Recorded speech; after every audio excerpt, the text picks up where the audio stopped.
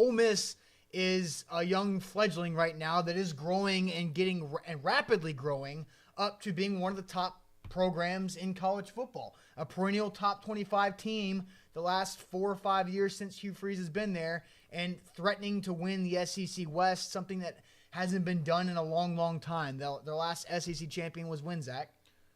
1960. It's been a long time. It's like Cleveland. All of a sudden, Ole Miss is being very, very good, and everybody's questioning how they got good so quickly, to where I don't think the NCAA would do the same thing with Alabama. You know what? I think that it would be tough for them to, but if you look at the NCAA, and football is much different than basketball, and the only comparison that I can make that is probably somewhat comparable is UNC and Syracuse, and even Louisville. You could throw Louisville in there in basketball because they've all had violations. They've all had sanction problems. Jim Boeheim basically retired early because the NCAA forced him to. They had so many different things. Boeheim got suspended for 9 games, and 12 scholarships were taken away from him. They also had a ton in basketball. Yeah, they also had a postseason ban. Yeah. UNC, about the education thing, that guys weren't going to class, and Roy Williams knew it, except they were still playing basketball and they were still recruiting the same way. They go to the national championship game against Villanova, lose by a shot, and nothing happens to UNC. Because North Carolina basketball and Alabama football are brands that are so big, the NCAA doesn't want to ruin those brands. But why did they ruin Syracuse? What's the difference between Syracuse and UNC for basketball? A lot. And I know Jim Boeheim is a Hall of Fame coach. There is not a lot. The brand of North Carolina, the Tar Heels, the Carolina Blue, is so much bigger than Syracuse can ever be.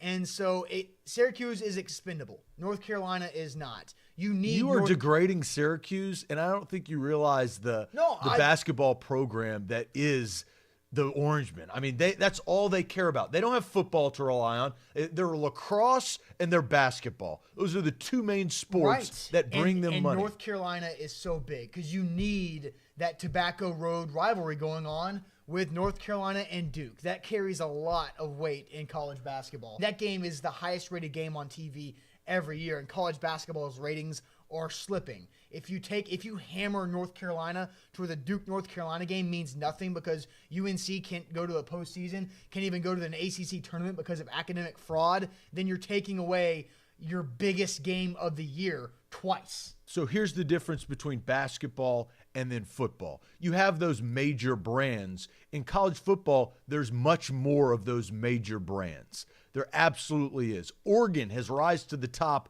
in the last, let's say, 8 to 10 years, to making it to national championships, to making it to bowl games, Nike funding that whole thing. TCU has completely turned around their program. Baylor has completely turned around their program.